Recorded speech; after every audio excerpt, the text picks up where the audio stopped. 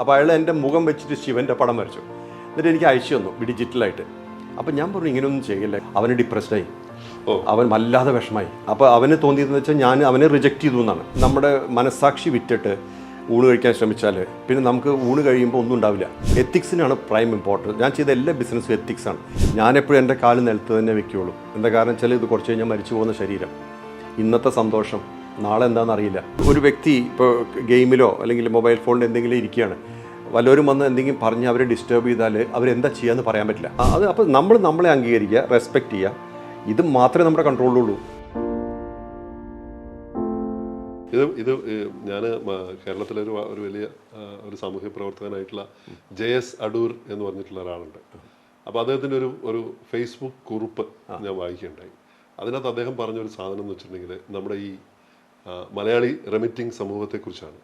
അതിൻ്റെ പ്രത്യേകതകൾ, ഈ ഞണ്ടുകളുടെ സ്വഭാവമുള്ള മലയാളിയെക്കുറിച്ച് വളരെ ഗംഭീരമായിട്ടുള്ള ഒരു നിരീക്ഷണമായിരുന്നു. അപ്പോൾ അവന് ഒരാൾ നന്നാവുന്നത് അവൻ എവിടെയോ ഒന്ന് തട്ടും, അവന് അത്ര ഇഷ്ടമല്ല. അതൊരു ലോകത്ത് ഇങ്ങനൊരു സമൂഹം വേറെ എവിടെയുമില്ല. ഞാനും നിങ്ങളും മോഹൻജി അങ്ങനെയാണെന്ന് ഞാനെല്ലാം പറയുന്നത്. ഞാനും എൻ്റെ ചുറ്റുമുള്ള എല്ലാവരും ഇതിൽ ഭാഗഭാക്കാണ് എന്ന് പറയുന്നൊരു സംഗതിയുണ്ട്. അപ്പോൾ ഇവിടെ പലപ്പോഴും കേരളത്തിൽ പലപ്പോഴും പല ഇത്തരത്തിലുള്ള പ്രവർത്തനങ്ങൾ തുടങ്ങാനോ അല്ലെങ്കിൽ ഈ ഒരു വഴിമാറിയിട്ടുള്ള ഒരു പുതിയ ഒരു കാര്യം തുടങ്ങാനൊക്കെ വളരെ പ്രയാസമാണ് എന്ന് പൊതുവേ പറയാറുണ്ട്. അപ്പോൾ മോഹൻജിക്ക് അവരോടൊക്കെ എന്താ പറയാനുള്ളത്? പ്രത്യേകിച്ച് ഞാൻ അങ്ങനൊരു ബിസിനസ് ഓൺട്രപ്രണേഴ്സിന് വലിയ വിലയേറിയ ഉപദേശങ്ങൾക്ക് നൽകുന്ന ഒരു മെൻറ്റർ കൂടിയാണ്. അപ്പോൾ അതൊക്കെ വെച്ച് നോക്കുമ്പോൾ കേരളത്തെ പോലുള്ള ഒരു സംസ്ഥാനത്തിന് എന്താണ് ആവശ്യം? മാറിയ കാലത്ത് എങ്ങോട്ടാണ് നാം പോകുന്നത്? ആക്ച്വലി സൊസൈറ്റിയിൽ പല മാറ്റങ്ങളും വരുന്നുണ്ട്. എനിക്കിപ്പോൾ അങ്ങ് പറഞ്ഞ ഈ കാര്യത്തിനെ കുറിച്ച് എനിക്ക് അഭിപ്രായമില്ല. കാരണം എനിക്ക് അതിനെക്കുറിച്ച് അത്ര അറിയില്ല. അതായത് നമ്മളൊരു ആൾക്കാരെ പുള്ളി ചെയ്യാനുള്ള ടെൻഡൻസി കൂടുതലാണോ ആയിരിക്കാം, അതറിയില്ല. പക്ഷേ എനിക്ക് തോന്നാറുള്ളത് ഇപ്പോൾ ജനങ്ങൾക്ക് ആർക്കും സമയമില്ല പൊതുവേ. കാരണം എല്ലാവർക്കും ഏറ്റവും കൂടുതൽ റിലേഷൻഷിപ്പ് മൊബൈൽ ഫോണായിട്ടാണ്. ബന്ധങ്ങൾ തലകുനിഞ്ഞിരിക്കുന്നവരാണ്. അപ്പോൾ നമുക്ക് അവരുടെ ഒരു എൻ്റർടൈൻമെൻറ്റ് ഇത് ഈ മൊബൈൽ ഫോൺ എന്ന് പറഞ്ഞാൽ എൻ്റർടൈൻമെൻറ്റാണ് കൂടുതൽ, കമ്മ്യൂണിക്കേഷൻ അല്ല. അപ്പോൾ ഈ എൻ്റർടൈൻമെൻറ്റ് വേൾഡിലാണ് അവർ ഇരിക്കുന്നത്. ഒരു ലൈക്ക് പണ്ടെന്ന് പറഞ്ഞൊരു എൻ്റർടൈൻമെൻറ്റ്. ഇപ്പോൾ താങ്കൾ ഫിലിം മേക്കറാണ്, ഫിലിം കാണാൻ പോകണം. നമ്മൾ വീട്ടിൽ നിന്ന് ഇറങ്ങി തിയേറ്ററിൽ പോകണം, എന്നാലും നമുക്കൊരു എൻ്റർടൈൻമെൻറ്റ് കിട്ടുള്ളൂ. അല്ലെങ്കിൽ ഒരു പ്രോഗ്രാമിന് പോകണം പറഞ്ഞാൽ കിട്ടില്ല. ഇപ്പോൾ അതല്ല, ഇപ്പോൾ എൻ്റർടൈൻമെൻറ്റ് ഇങ്ങനെ മുമ്പിൽ വന്ന് നിൽക്കുന്നുണ്ട്. അതെ. അപ്പോൾ അതുകൊണ്ട് പേഴ്സണൽ കോൺടാക്റ്റ് കുറഞ്ഞിരിക്കുന്നു, ആസ്പിറേഷൻസും പിന്നെ ഒരു ഇന്നൊവേഷനൊക്കെ കുറഞ്ഞിരിക്കുന്നു. ആൾക്കാർ ഒരു മായ ലോകത്ത് ഇങ്ങനെ കറങ്ങിക്കൊണ്ടിരിക്കുകയാണ്. ഐ കോണ്ടാക്റ്റ് ഇല്ല, കണ്ണിൽ നോക്കി സംസാരിക്കുന്നില്ല. പിന്നെ ഇപ്പോൾ ഞാൻ ഇന്നാൾ വായിച്ചത് ഓൾ ഓവർ കേരളത്തിലെ കാര്യമല്ല ഞാൻ പറയണേ. കേരളത്തിൽ എനിക്ക് വളരെ കുറവ് സമയമുള്ള ഞാൻ ഉള്ളൂ. അപ്പോൾ എനിക്ക് കേരളത്തിനെ കുറിച്ച് ഒരുപാട് പറയാനുള്ള ഒരു അർഹതയില്ല. പക്ഷേ ഗ്ലോബലി നോക്കിയിട്ട് ഈ ഏറ്റവും കൂടുതൽ ക്രൈമിൻ്റെ ബാക്കിൽ മൊബൈൽ ഫോണാണെന്ന് പറയുന്നത്. Addiction, mobile phone addiction. അപ്പോൾ എന്താണെന്ന് വെച്ചാൽ ഒരു വ്യക്തി ഇപ്പോൾ ഗെയിമിലോ അല്ലെങ്കിൽ മൊബൈൽ ഫോണിൽ എന്തെങ്കിലും ഇരിക്കുകയാണ്, വല്ലവരും വന്ന് എന്തെങ്കിലും പറഞ്ഞ് അവരെ ഡിസ്റ്റർബ് ചെയ്താൽ അവരെന്താ ചെയ്യാന്ന് പറയാൻ പറ്റില്ല. ദേഷ്യം തോന്നുക, വല്ലാണ്ട് ദേഷ്യം, ആക്രമിക്കുക. അത് വളരെ കൂടുതൽ മൊബൈൽ. ഇതൊരു പോലീസിൻ്റെ ഒരു സ്റ്റഡിയിലാണ്, പോലീസിനെ കുറിച്ച് അല്ലെങ്കിൽ പോലീസിൽ പറഞ്ഞ ഒരു സ്റ്റഡിയിൽ വന്നാണിത്. അപ്പോൾ അത് ഗ്ലോബലി ഉള്ളൊരു ഫിനോമിനാണിത്. അപ്പോൾ നമുക്ക് ഹ്യൂമൻ കോൺടാക്റ്റ് വളരെ കുറവായിപ്പോൾ കുറഞ്ഞിരിക്കുന്നു. വെസ്റ്റേൺ വേൾഡിൽ ഇതൊക്കെ തന്നെയാണ് സ്ഥിതി. വെസ്റ്റേൺ വേൾഡിൽ എല്ലായിടത്തും ഇതിൻ്റെ സ്ഥിതി. പക്ഷേ വെസ്റ്റേൺ വേൾഡിൽ എന്ന് വെച്ച് കഴിഞ്ഞാൽ അവർക്ക് ഒരു കാര്യമുണ്ട്, അവർ ഒരു കാര്യം ചെയ്യാനുള്ളത് അത് ചെയ്യും, അത് കഴിഞ്ഞാൽ അത് വിട്ടേക്കും.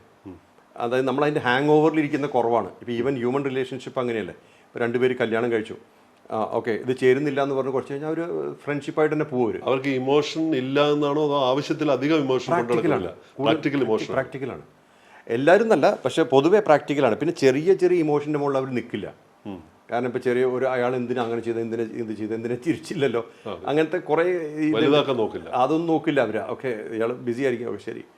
അപ്പോൾ ലെറ്റിംഗ് ഗോ എന്നുള്ളൊരു കാര്യം ഉണ്ടല്ലോ, അത് വിട്ടേക്കുക, അത് പോട്ടെ എന്നുള്ളല്ലോ. അത് കുറച്ചുകൂടി എളുപ്പമാണ്. അപ്പോൾ ഡീൽ ചെയ്യാൻ ഇന്നിബിഷൻസ് കുറവാണ്. അങ്ങനെയുണ്ടല്ലോ. അപ്പോൾ നമ്മൾ ബന്ധങ്ങളിലും കാണാതെ ഇന്നിബിഷൻസ് കുറവാണെങ്കിൽ ബലമുണ്ട്. നമുക്കിപ്പോൾ നമ്മൾ അന്ന് കണ്ടത് ഇന്ന് കണ്ടത് നമ്മുടെ റിലേഷൻഷിപ്പ് ഒന്നല്ലേ, വ്യത്യാസം വന്നു. അത് അങ്ങനെ വേണം. അതായത് ഇപ്പം നമ്മൾ എന്തൊക്കെയോ ലൈഫിൽ നടന്നിട്ടില്ലേ. നമ്മുടെ ഇപ്പോൾ കഴിഞ്ഞ കൊല്ലമായിട്ട് ഇപ്പോൾ കോവിഡ് വന്നു, അത് വന്ന് ഒരുപാട് ചേഞ്ചസ് വന്നിട്ടുണ്ട്. പക്ഷെ നമ്മുടെ ബന്ധത്തിൽ മാറ്റമില്ല, ഒരു മാറ്റം വന്നില്ല. അതുപോലെ തന്നെ പുതുമയോടെ നിലനിൽക്കുന്നുണ്ട്. അതാണ് അതിൻ്റെ പോയിന്റ്. എനിക്ക് പലരും എന്നോട് ചോദിച്ചിട്ടുള്ള ഒരു കാര്യമുണ്ട്, മോഹൻജിയെ ഒന്ന് കണക്ട് ചെയ്യുമ്പോൾ ഞാൻ പറഞ്ഞു മോഹൻജിയെ വിളിച്ചാൽ മതി, അല്ലെങ്കിൽ മെസ്സേജ് ചെയ്താൽ മതി, വാട്സപ്പിൽ കോൺടാക്ട് ചെയ്ത് കിട്ടും. അപ്പോൾ അവരെല്ലാവരും മോഹൻജിയായിട്ട് ഡയറക്റ്റായിട്ട് കോൺടാക്ട് ഉണ്ട്. എല്ലാവരും പറയുന്ന കാര്യം വെച്ചാൽ മോഹൻജി എന്നോട് ഏറ്റവും അടുത്ത് ചേർന്ന് നിൽക്കുന്ന പോലെ തോന്നുന്നു എന്നാണ് ഒരു പ്രാവശ്യം കണ്ടവർ പോലും. മോൻജി അത് എങ്ങനെയാണ് സാധിക്കുന്നത്? അല്ല, ഞാൻ ഇപ്പം നമ്മൾ സംസാരിക്കുന്നില്ലേ, ഇപ്പം ഞാൻ റോബിൻജി ആയിട്ട് അറ്റ്ലീസ്റ്റ് കുറച്ച് സമയമെങ്കിലും ആയി മാറണ്ടേ, അല്ലെങ്കിൽ നമുക്ക് സംഭാഷണം ഇല്ലല്ലോ. ഇപ്പം ഞാൻ എന്നെ പ്രൊജക്റ്റ് ചെയ്യാണ്, എൻ്റെ ഒരു പേഴ്സണാലിറ്റി ഞാൻ അങ്ങോട്ട് പ്രൊജക്റ്റ് ചെയ്യുകയാണെങ്കിൽ റോബിൻജിയുടെ പേഴ്സണാലിറ്റി ഞാൻ വാല്യൂ ചെയ്യണില്ല. പിന്നെ നമ്മളെല്ലാ റിലേഷൻഷിപ്പിലും ഒട്ടുമുക്കാൽ റിലേഷൻ അങ്ങനെയാണ്. പക്ഷേ ഞാനത് പിന്നെ റിഫ്ലക്റ്റ് ചെയ്യുകയാണെങ്കിലോ, ഇപ്പോൾ രണ്ട് പോസിബിലിറ്റിയാണ് ഒരു റിലേഷൻഷിപ്പിൽ. ഒന്ന്, ഞാൻ 80% എല്ലാം പേഴ്സണാലിറ്റീസാണ്. നമ്മളിപ്പോൾ ഈ കാണുന്ന വ്യക്തികളൊക്കെ അവരവരുടെ പേഴ്സണാലിറ്റിയാണ്. ആ പേഴ്സണാലിറ്റി മറ്റുള്ളവർക്ക് പ്രൊജക്റ്റ് ചെയ്യും നമ്മൾ. അങ്ങനെയാണ് നമ്മുടെ നിലനിൽക്കുന്നത്. പക്ഷേ ഞാനത് റിഫ്ലക്റ്റ് ചെയ്യേ പറ്റുള്ളൂ. ഞാൻ റോബിൻജി വരുമ്പോൾ റോബിൻജിയായി മാറും, വേറൊരാൾ വരുമ്പോൾ അയാളായി മാറും. അതെന്ന് വെച്ചാൽ അത് റോബിൻജിയോടുള്ള വാല്യൂ ഇല്ലാത്തതുകൊണ്ടല്ല, മറ്റവരോട് വാല്യൂ കൂടിയോ അങ്ങനെയൊന്നുമല്ല. അപ്പോൾ നമ്മൾ ആ ഒരു ലെവലിൽ എപ്പോഴും റിഫ്ലക്റ്റ് ചെയ്തുകൊണ്ടിരുന്നു കഴിഞ്ഞാൽ നമുക്ക് ആ ബന്ധത്തിനൊക്കെ വാല്യൂ ഉണ്ടാവും. രണ്ടാമത്തെ കാര്യം, നമ്മൾ അധികം അളക്കരുത്, അസസ് ചെയ്യരുത്, പിന്നെ ഒരുപാട് അനലൈസും ചെയ്യരുത്. നമ്മളെ പ്രധാന പണി മറ്റുള്ളവരെ നമ്മൾ ജഡ്ജും ചെയ്യാൻ പാടില്ല. ഞാനിപ്പോൾ പിന്നെ ബൈബിളിൽ പറയണില്ലേ, if you judge you will be judged എന്ന്. അതെ. അപ്പോൾ അതേപോലെ തന്നെ നമ്മൾ ആരെയും ജഡ്ജ് ചെയ്യാൻ പോകണ്ട, വിധിച്ചാൽ വിധിക്കപ്പെടും, ജഡ്ജ് ചെയ്യാൻ പോകണ്ട. അതേപോലെ തന്നെ നമ്മൾ ഒരു വ്യക്തി ഇയാൾ എന്തിനാ എന്നോട് അങ്ങനെ പറഞ്ഞത്, എന്തിനാ അങ്ങനെ ചെയ്തത്, അതൊക്കെ നമ്മുടെ മനസ്സിലല്ലേ പ്രശ്നം. അത് ഒരു കഥയുണ്ടല്ലോ, ഒരു അച്ഛൻ 2 മക്കൾ. അപ്പോൾ അച്ഛൻ ഒരു മകന് ഒരു മിഠായി കൊടുത്തു. എന്നിട്ട് അച്ഛൻ ചോദിച്ചു, നിനക്ക് ഭക്ഷണം അത് കഴിച്ചയാൾ. അപ്പോൾ വളരെ തൃപ്തിയായി, വളരെ സന്തോഷമായി എന്ന് പറഞ്ഞു. അടുത്ത മകന് 2 മിഠായി കൊടുത്തു. അപ്പോൾ ഈ മൂത്ത മകനോട് ചോദിച്ചു, നിനക്ക് സന്തോഷമല്ലേ? ഇല്ല, എനിക്ക് സന്തോഷമില്ല എന്ന് പറഞ്ഞു. കാരണം മറ്റൊന്ന് 2 കിട്ടിയല്ലോ. അപ്പോൾ എപ്പോഴും നമ്മുടെ സന്തോഷം ബേസ്ഡ് ഓൺ കമ്പാരിസൺസ് വരികയാണ്. അതെ. അപ്പോൾ ആ ഒരു സംഭവം നമ്മൾ മാറ്റി നോക്കുമോ. ഞാൻ റോബിനെ കണ്ടു, അപ്പോൾ എനിക്ക് വളരെ സന്തോഷമായി. ആ സന്തോഷം അവിടെ നിന്നാൽ മതി, അങ്ങനെ നിൽക്കട്ടെ അവിടെ. പിന്നെ അടുത്ത പ്രാവശ്യം കാണുമ്പോൾ സന്തോഷമാണ്, അതിനൊരു മാറ്റമില്ല. മാറ്റം പാടില്ലല്ലോ, അല്ലേ? ഇപ്പം താങ്കളുടെ ഒരു സ്ട്രഗിളിൽ കൂടെ പോവില്ലേ ലൈഫിൽ. എല്ലാവർക്കും നമുക്കൊക്കെ സ്ട്രഗിൾ ഉണ്ട്. എല്ലാവരും നമ്മുടേതായിട്ട് ജീവിതം ഫൈറ്റ് ചെയ്തുകൊണ്ടിരിക്കുകയാണ്. ആരും ഇങ്ങനെ സ്മൂത്തായിട്ട് നടന്ന് ഒരു എൻജോയ് ചെയ്ത് പോകണമെന്നില്ല. എല്ലാവരും അവരവരുടേതായിട്ടുള്ള പേഴ്സണൽ പ്രോബ്ലംസും കാര്യങ്ങളും ഫൈറ്റ് അതൊക്കെ ഉണ്ട്. അത് അറ്റ്ലീസ്റ്റ് അപ്രീഷിയേറ്റ് ചെയ്തൂടെ? തീർച്ചയായും. അതെ. ഇപ്പം ഞാൻ റോബിൻജിയുടെ പേഴ്സണൽ സ്ട്രഗിൾസ് ഉണ്ടെന്ന് മാത്രം മനസ്സിലാക്കിയാൽ മതി. തീർച്ചയായും. എനിക്ക് എന്തെങ്കിലും ചെയ്യാൻ പറ്റുമെന്നുള്ളത് എനിക്കറിയില്ല. ചെയ്തില്ലെങ്കിലും അറ്റ്ലീസ്റ്റ് അത് അപ്രീഷിയേറ്റ് ചെയ്യാലോ. തീർച്ചയായിട്ടും ഉണ്ട്. മോൻജി, ഞാനെപ്പോഴും അത്ഭുതത്തോടെ ആലോചിച്ചിട്ടുണ്ട്. ഞാൻ 2-3 തവണ മോൻജി പലപ്പോഴും വിളിക്കുമ്പോൾ മോൻജി വ്യത്യസ്തമായ ഭൂഖണ്ഡങ്ങളിലായിരിക്കും.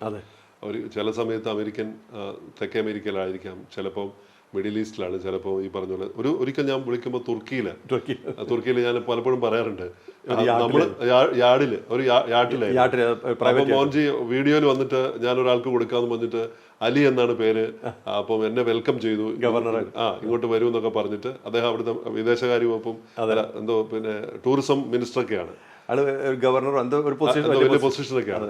അപ്പൊ അങ്ങനെ ഡിഫറെന്റ് ആയിട്ടുള്ള പല രാജ്യങ്ങളിലെ പ്രസിഡന്റുമാര്, അതുപോലെ തന്നെ വലിയ സിനിമ നിർമ്മാതാക്കൾ, സംവിധായകർ, സംഗീത സംവിധായകർ, ഗായകർ, കായിക താരങ്ങൾ, അതൊക്കെ വലിയ പൊസിഷനിലുള്ള ഒളിമ്പിക് ലെവലിലുള്ള ആളുകളൊക്കെ അങ്ങനെ മോൻജിക്ക് വലിയ ഒരു ആരാധക വൃന്ദം തന്നെയുണ്ട്, വലിയത്. ആർക്കും പെട്ടെന്ന് അത്ഭുതം തോന്നുന്ന രീതിയിലുള്ള ഒരു കൂട്ടം തന്നെയുണ്ട്. പക്ഷെ അപ്പോഴൊക്കെ മോൻജിയായിട്ട് ഇങ്ങനെ വളരെ സാധാരണക്കാരനായിട്ട് കാണപ്പെടുന്നു എന്നുള്ളതാണ്. നമ്മളത്രയല്ലേ ഉള്ളൂ. നമ്മൾ ആക്ച്വലി അങ്ങനെ ഓരോ ആൾക്കാർ അവരവരുടെ പൊസിഷനിൽ എത്തിയിട്ടുണ്ടാവും. പക്ഷെ നമ്മളെപ്പോഴും നമ്മളല്ലേ. ഞാനെപ്പോഴും എൻ്റെ കാല് നിലത്ത് തന്നെ വെക്കുകയുള്ളൂ. എന്താ കാരണം വെച്ചാൽ ഇത് കുറച്ച് കഴിഞ്ഞാൽ മരിച്ചു പോകുന്ന ശരീരം, ഇന്നത്തെ സന്തോഷം നാളെ എന്താണെന്നറിയില്ല. നമ്മളിപ്പോൾ ഈ ഒഴുക്കിൽ ഇങ്ങനെ പോയിക്കൊണ്ടിരിക്കാനേ പറ്റുള്ളൂ. ഇപ്പം എനിക്കൊന്നും നേടിയതായി തോന്നാറില്ല ജീവിതത്തിൽ. ഇപ്പോൾ റോബിൻജി പറഞ്ഞൊരു കാര്യമുണ്ട്, നല്ല സുഹൃത്ത് ബന്ധങ്ങളുണ്ട്, അവർ റെസ്പെക്റ്റബിൾ ആൾക്കാരുമാണ്, സ്റ്റേബിളാണ്. പിന്നെ ഒന്നും ഒരു എക്സ്പെക്റ്റേഷൻ ബേസ്ഡ് അല്ല ബന്ധം. അവരെ കാണുന്ന സമയത്ത് ഇപ്പോൾ നമ്മൾ കാണുന്ന പോലെ തന്നെ സെയിം ഇഫക്റ്റ് തന്നെയാണ്. അതിൽ അവർക്ക് ചിലപ്പോൾ ചിലർക്കൊക്കെ വലിയ പൈസ ഉണ്ടാവും, ഇപ്പോൾ ഈ ആട്ടൊക്കെ ഉണ്ടാവും. പക്ഷെ അതിൽ വിമാനമുണ്ട്, അതുണ്ട്, പലരും ഉണ്ട്. മോൻജിയെ ചാർട്ടേഡ് ഫ്ലൈറ്റിൽ കൊണ്ടുപോയിട്ട് വെക്കുന്നവർ പലരും ഉണ്ട്.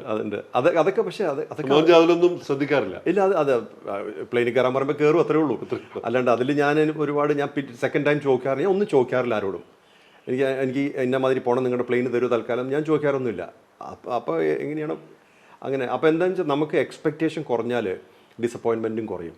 നമ്മൾ പ്രതീക്ഷകൾ വല്ലാണ്ട് കൂട്ടി വെച്ചാൽ വല്ലാണ്ട് ഡിസപ്പോയിൻമെൻറ്റ് ഉണ്ട്. അതിൽ one of the root cause എനിക്ക് തോന്നാറുള്ളത്, പലപ്പോഴും നമ്മൾ ഈ പ്രതീക്ഷകൾ വല്ലാതെ വെച്ചിട്ടാണ് ജീവിക്കുന്നത്. ഇയാൾ എന്ത് ചെയ്യും, ഇയാൾ അന്ന ചെയ്യും. നോക്കിയുണ്ടോ ഇപ്പം ബന്ധങ്ങൾ തകരുന്നത് പ്രതീക്ഷയുടെ മുകളിലാണ് പലപ്പോഴും. അതെ, അല്ലേ? അല്ലെങ്കിൽ ഇപ്പൊ റോബിൻ നമ്മുടെ ബന്ധത്തിന് എന്താ ഇത്ര ശക്തി നോക്കിയിട്ടുണ്ടോ? നമ്മൾ അങ്ങോട്ടും ഇങ്ങോട്ടും എക്സ്പെക്ടേഷൻ വെച്ചിട്ടില്ല, സ്നേഹം മാത്രമേ ഉള്ളൂ. അല്ലേ? അപ്പൊ എന്നെ കൊണ്ട് പറ്റുന്നത് ഇപ്പം റോബിൻ പറഞ്ഞ ഇന്റർവ്യൂ ആണോ, ഒക്കെ ഇന്റർവ്യൂ അല്ലെ, ഇന്റർവ്യൂ നടക്കട്ടെ. അപ്പൊ ഇതേപോലെ നമ്മളൊരു ഫ്ലോ അങ്ങനെ പോയാൽ മതി, പറയാനുള്ള കാര്യങ്ങൾ അങ്ങോട്ടും ഇങ്ങോട്ടും ഷെയർ ചെയ്യുക. പിന്നെ വേറൊരു കാര്യമുണ്ട്, ഈ ലോകം എല്ലായ്പ്പോഴും നമ്മളെ ആക്സെപ്റ്റ് ചെയ്യണമെന്നൊന്നും പറയരുത്.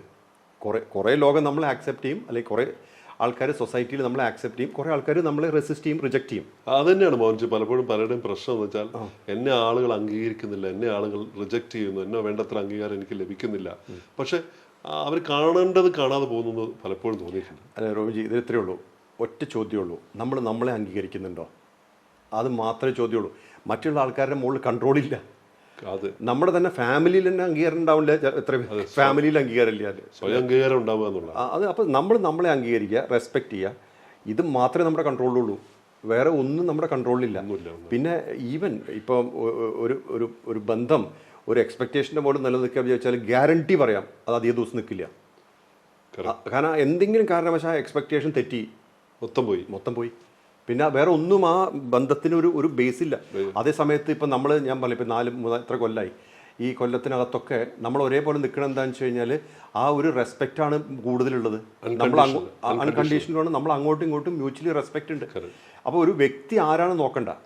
ചിലപ്പോൾ അയാൾ വലിയ കാശുകാരനായിരിക്കും, അപ്പോൾ ഈ പറഞ്ഞ പോലെ മറ്റേ റോയൽ ഫാമിലിയോ അല്ലെങ്കിൽ പിന്നെ ഈ മിനിസ്റ്റേഴ്സോ ഒഫീഷ്യൽസൊക്കെ ആയിരിക്കാം. പക്ഷേ എൻഡ് ഓഫ് ദ ഡേ മനുഷ്യരല്ലേ അവർ. ആ പൊസിഷൻ മാറ്റി വെച്ച് നോക്കൂ, അല്ലേ? മനുഷ്യർ. അപ്പം നമ്മളൊരു മനുഷ്യനായിട്ടാണ് കണക്ട് ചെയ്യുന്നത്, അല്ലേ? അത് അവസാനത്തെ ഒരു സ്ഥലത്തേക്ക് ചെല്ലുമ്പോൾ ഒരേപോലെ അതാണ്. അപ്പം നമ്മൾ ഇത് മനസ്സിലാക്കിയാൽ മതി. ഇപ്പോൾ ഒരു സ്ഥലത്ത് ഒരാളെ കാണാൻ പോയി അമേരിക്കയിൽ. അവർക്ക് ഒരു ഭയങ്കര വലിയൊരു 10-20 ബെഡ്റൂം ഒക്കെ ഉണ്ടോ, വലിയൊരു മാൻഷൻ ഉണ്ട്. ആ വ്യക്തി ആ സ്ഥലത്ത് ആഴ്ചയിൽ ഒരു കൊല്ലത്തിൽ ആഴ്ച താമസിക്കുള്ളൂ. ഒരാഴ്ച തന്നെ വളരെ കുറവാണ്. അവിടെ ഹെലികോപ്റ്റർ ലാൻഡ് ചെയ്യുക, എല്ലാ പരിപാടിയും ഉണ്ട്. അപ്പോൾ എന്നോട് പറഞ്ഞു, മോഹൻജി എനിക്ക് പ്രൈവറ്റായി സംസാരിക്കണം, ഞാൻ പിക്ക് ചെയ്യാമെന്ന് പറഞ്ഞു. ഞാൻ കൂടെ പോയപ്പോൾ ഈ സ്ഥലത്താണ് കൊണ്ടുപോയത്. സ്വിമ്മിംഗ് പൂളുണ്ട്, എല്ലാ ഫെസിലിറ്റിയും ഉണ്ട് ആ വീട്ടിൽ. അപ്പം ഞാൻ ചോദിച്ചു, ഇവിടെ ആരെ താമസിക്കുന്നത്? അല്ല, ഇവിടുത്തെ ഈ കെയർ ടേക്കേഴ്സ് താമസിക്കുന്നു. അതൊരു ഐലൻഡ് പോലുള്ളൊരു അത് വേറെ, അവിടെ നമ്മൾ സംസാരിച്ചിട്ടുണ്ട്. അത് ഡൊമിനിക്കൻ റിപ്പബ്ലിക്. അത് ഇതേപോലെ തന്നെ വലിയൊരു റിച്ച് ഫാമിലിയുടെയാണ്. എന്നിട്ട് അപ്പോൾ ഇവിടെ പോയപ്പോൾ ഞാൻ ചോദിച്ചു, ഇവിടെ ആരും താമസിക്കുന്നില്ലേ? അപ്പോൾ പറഞ്ഞു, മോഹൻജി എപ്പോൾ വന്നാലും ഇവിടെ താമസിച്ചോളൂ. അപ്പോൾ ഞാൻ പറഞ്ഞു, ഇവിടെ ഞാൻ താമസിക്കില്ല, കാരണം എന്നെ കാണാൻ ആർക്കും വരാൻ പറ്റില്ലല്ലോ, ഇത്രയും സെക്യൂരിറ്റി അല്ലേ. അപ്പോൾ എനിക്ക് അവിടെ താമസിക്കാൻ പറ്റില്ല. അപ്പോൾ അതല്ല. അപ്പോൾ അയാൾ ആ ഒരു സ്ഥലം, ഇത്രയും കാശുള്ള മനുഷ്യൻ ഇത്രയും വലിയൊരു എംപയർ ഉണ്ടാക്കി വെച്ചിട്ട് അവിടെ താമസിക്കാൻ ആളില്ല. അപ്പോൾ ഇതൊക്കെയാണ് ജീവിതം. അതായത് നമുക്ക് എന്തുണ്ട് എന്നുള്ളതല്ല, അതെങ്ങനെ അനുഭവിക്കുന്നു എന്നുള്ളതാണ് കാര്യം. ഇപ്പോൾ അതേ സമയത്ത് ഒരു ചെറിയ വീട്ടിലൊരു വ്യക്തി ഒരു ബെഡ്റൂമുള്ളൂ, പക്ഷെ സുഖമായിട്ട് ഉറങ്ങുണ്ടാവും. ആ ബെഡിന്റെ അകത്ത് അവൻ നിറഞ്ഞുറങ്ങും. അതല്ലേ ബ്യൂട്ടി. അവന്റെ കുട്ടികളും അവന്റെ എല്ലാം. അതെ. അപ്പം നമ്മളൊന്നും അങ്ങനെ ഒരു കാര്യം നമ്മൾ നേടണമെന്നൊന്നും എനിക്ക് തോന്നുന്നില്ല. നമ്മൾ ഇവിടെ എത്രയോ കാലം എന്ന് അറിയില്ല. ഇപ്പം ജനിച്ചു സമയത്ത് മരിക്കും, അതിനകത്ത് കുറച്ച് കാലമുണ്ട്. അതിൽ കുറേ പേര് നമ്മൾ നല്ല മനുഷ്യരാന്ന് പറയും, കുറേ പേര് മോശം മനുഷ്യരാന്ന് പറയും, അല്ലെങ്കിൽ ചിലർ സ്നേഹിക്കും, ചിലർ വെറുക്കും. ഈ ഒരു ഷോ ഇങ്ങനെ നടക്കും. മോഹൻജി, ഈ ബിസിനസ് രംഗത്ത് പ്രവർത്തിക്കുന്ന കോർപ്പറേറ്റ് രംഗത്തിന് വേണ്ടിയിട്ട് അങ്ങ് സ്പെഷ്യലായിട്ട് ഡിസൈൻ ചെയ്തിട്ടുള്ള ചില പഠന പ്രക്രിയകളൊക്കെ ഉണ്ടെന്ന് മനസ്സിലാക്കിയിട്ടുണ്ട്. സാധാരണ സ്പിരിച്വൽ വേൾഡിലുള്ള ഗുരുക്കന്മാരൊന്നും അത്തരം കാര്യങ്ങളിൽ ഏർപ്പെടാറില്ല. എനിക്ക് തോന്നുന്നു മോഹൻജിയുടെ ഈ കോർപ്പറേറ്റ് അനുഭവങ്ങളും ഒക്കെ കൂട്ടിച്ചേർത്തുകൊണ്ട് ഒരുപാട് സ്ട്രെസ് അനുഭവിക്കുന്ന ആളുകളാണ് ശരിക്കും പറഞ്ഞത് ബിസിനസ് രംഗത്ത് പ്രവർത്തിക്കുന്നത്. അവർക്കൊക്കെ പ്രയോജനകരമായിട്ടുള്ള രീതിയിൽ എങ്ങനെയാണ് അതിൻ്റെ ഒരു? അത് ഞാൻ മെയിൻലി എത്തിക്സ് വിട്ടിട്ട് ഒരു ബിസിനസ് ചെയ്യില്ല എന്ന് പറയും. അതായത് നമ്മുടെ മനസ്സാക്ഷി വിറ്റിട്ട് ഊണ് കഴിക്കാൻ ശ്രമിച്ചാൽ പിന്നെ നമുക്ക് ഊണ് കഴിയുമ്പോൾ ഒന്നും ഉണ്ടാവില്ല. അപ്പോൾ മനസ്സാക്ഷി, എത്തിക്സിനാണ് പ്രൈം ഇമ്പോർട്ടൻറ്റ്. ഞാൻ ചെയ്ത എല്ലാ ബിസിനസ്സും എത്തിക്സാണ്. എൻ്റെ അടുത്ത് നിന്ന് ആൾക്കാർ പറ്റിച്ചിട്ടുണ്ടാവാം, പക്ഷേ ആ വ്യക്തികൾക്ക് അത് നഷ്ടമായി. കാരണം നല്ല കണ്ടിന്യൂസ് ഫ്ലോ ഓഫ് ബിസിനസ് നമ്മുടെ അടുത്ത് കിട്ടിയിരുന്ന ആൾക്കാർ പെട്ടെന്ന് ഇപ്പോൾ ഈ ഗോൾഡൻ മറ്റേ ഗൂസിനെ goose that lays golden egg, സ്വർണ്ണം മുട്ടയിടുന്ന താറാവിനെ കൊല്ലുക എന്ന് പറഞ്ഞ അവസ്ഥ ചെയ്തിട്ടുണ്ട് ആൾക്കാർ. അപ്പോൾ അവർ പിന്നെ എന്ത് ചെയ്തു വെച്ചാൽ, ഇയാളെ എന്നാൽ പിന്നെ ഇയാളുടെ അടുത്ത് അല്ലെങ്കിൽ എന്തെങ്കിലും കുറ്റമൊക്കെ പറഞ്ഞ് അല്ലെങ്കിൽ എന്തെങ്കിലും ഒരു കാരണം കൊണ്ട് വിട്ടുപോയിട്ടുള്ള ആൾക്കാരുണ്ട്. പക്ഷെ അവരൊക്കെ അത് റിഗ്രറ്റ് ചെയ്തിട്ടുണ്ട് പിന്നെ. കാരണം നല്ലൊരു ഫ്ലോ ഓഫ് ബിസിനസ് വരുന്നത് അവിടെ നിന്ന് പോയി. മനസ്സിലായി. അപ്പോൾ ഒരിക്കൽ നമ്മൾ ഒരാൾ ട്രസ്റ്റ് വർത്തി അല്ല എന്ന് പ്രൂവ് ചെയ്താൽ അവരായിട്ട് ബിസിനസ് ചെയ്യാതിരിക്കുക. പിന്നെ നമ്മൾ ചെയ്യുന്ന ബിസിനസ്സിൽ എത്തിക്സ് ഉണ്ടാവുക. അതിൽ മെയിനായിട്ട് എന്താ വെച്ചാൽ, ഒന്ന് റെമ്യൂണറേഷനാണ്. ഞാനിപ്പം ഒരു എംപ്ലോയിയോട് പറയുകയാണ്, ഞാൻ നിനക്ക് $1000 തരാം, $1000 കൊടുത്തിരിക്കണം. അതിൻ്റെ മാനദണ്ഡങ്ങൾ ഫിക്സ് ചെയ്യണം. നമ്മൾ ഒരു കോൺട്രാക്റ്റിൽ ഇത്ര കാര്യം ഒന്ന് സ്കോപ്പ് ഓഫ് വർക്ക് അറിയണം. ഇപ്പോൾ 2 പേരോട് സംസാരിക്കുമ്പോൾ ഇന്നതാണ് നമ്മൾ ഉദ്ദേശിക്കുന്നത്, ഇതാണ് സ്കോപ്പ് ഓഫ് വർക്ക്, ഇത്ര സമയത്തിനകത്ത് സമയപരിധി വേണം. അപ്പോൾ ഒന്ന് സ്കോപ്പ് ഓഫ് വർക്ക്, 2 അതായത് എക്സ്പെക്റ്റേഷൻ, നമ്മൾ എന്താണ് എക്സ്പെക്റ്റേഷൻ, ഈ പാർട്ട്ണർഷിപ്പിൽ എക്സ്പെക്റ്റേഷൻ ക്ലിയർ ആയിരിക്കണം, 2 ടൈം ലൈൻ ക്ലിയർ ആയിരിക്കണം, 3 റെമ്യൂണറേഷൻ ക്ലിയർ ആയിരിക്കണം. ഈ 3 കാര്യങ്ങളും ക്ലിയർ ആണെങ്കിൽ തെറ്റാതെ നമുക്ക് വർക്ക് ചെയ്യാം. മോഹൻജി എപ്പോഴും പറയും പ്രോമിസസ് അതെ, പ്രോമിസ് എപ്പോഴും നമ്മൾ കീപ്പ് ചെയ്യണം, എത്തിക്സും കീപ്പ് ചെയ്യണം. അപ്പം ഞാൻ ഇത് കോൺട്രാക്റ്റ് ഉണ്ടാക്കി സൈൻ ചെയ്തതിന് പറയല്ല എനിക്ക് ഇത്രയും ലാഭം കിട്ടിയിട്ടില്ല, ഞാൻ കുറച്ച് തരുള്ളൂ എന്ന് പറയരുത്, പിന്നെ പറയാൻ പാടില്ല. അപ്പം ഞാൻ ഇതിപ്പോൾ മെയിനായിട്ട് ഞാൻ കുറേ റിഫോംസ് വരുത്തിയത് എൻ്റെ 2ാമത്തെ ജോബായിരുന്നു, ഓയിൽ ടാങ്കേഴ്സും മറ്റേ ഷിപ്പ്. അതിൽ മെയിനായിട്ട് ഞാൻ എന്താ വെച്ചാൽ ഞാൻ കുറേ സ്ഥലത്ത് ക്രെഡിറ്റ് സ്റ്റോപ്പ് ചെയ്തു. ഞാൻ പറഞ്ഞു ഞാൻ ക്യാഷ് തരാം, അല്ലെങ്കിൽ പണി കഴിഞ്ഞാൽ നിങ്ങൾ റെസീറ്റ് കൊണ്ടുവരൂ അല്ലെങ്കിൽ ബില്ല് കൊണ്ടുവരൂ, ഞാൻ പേ ചെയ്തേക്കാം, എനിക്ക് ക്രെഡിറ്റ് ഒന്നും വേണ്ട, പക്ഷേ എനിക്ക് റേറ്റ് കുറച്ച് തരണം. അപ്പോൾ ആൾക്കാർ റെഡി ആയിരുന്നു, കാരണം ക്യാഷ് വരില്ലേ, പെട്ടെന്ന് വെച്ചിട്ട് പൈസ ഫണ്ട് ഫ്ലോ നടക്കില്ലേ. അപ്പോൾ അങ്ങനെ എനിക്ക് എൻ്റെ ഓവറോൾ കോസ്റ്റ് കുറയ്ക്കാൻ പറ്റി. മറ്റത് ഇപ്പോൾ ഓക്കെ 90 ഡേയ്സ് കഴിഞ്ഞ് പേ ചെയ്യാന്ന് പറഞ്ഞു, അപ്പോൾ അവനൊരു റേറ്റ് തരും, ആ റേറ്റ് എന്നിട്ട് അയാൾ സ്ട്രഗിൾ ചെയ്യുക കാശ് കിട്ടാണ്ട്. 90 ഡേയ്സ് കഴിഞ്ഞ് നമ്മൾ കൊടുക്കുള്ളൂ. പക്ഷേ അതിന് പകരം ഞാൻ പറഞ്ഞു നീ വർക്ക് ചെയ്തു, നീ റെസീറ്റ് കൊടുന്നോളൂ, ഇൻവോയ്സ് കൊടുന്നോളൂ, ഞാൻ പേ ചെയ്തേക്കാം.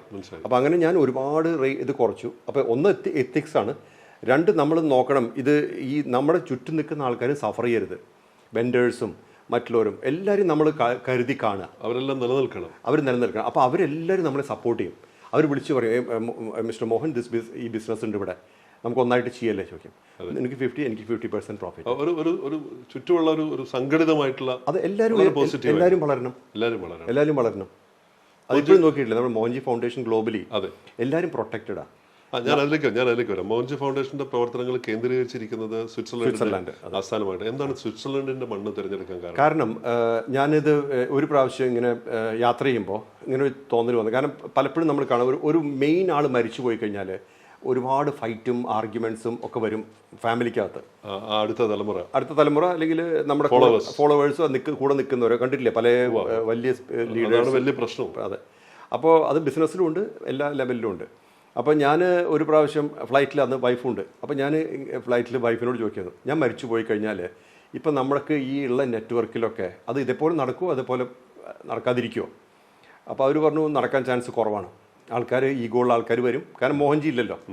അപ്പോൾ ഞാൻ പറഞ്ഞു how can we sort it out? അപ്പോൾ പറഞ്ഞു നമുക്കതിന് ഒരു ലോ ഉണ്ടാക്കണം, ഇന്ന മാതിരിയേ നടക്കാവൂ.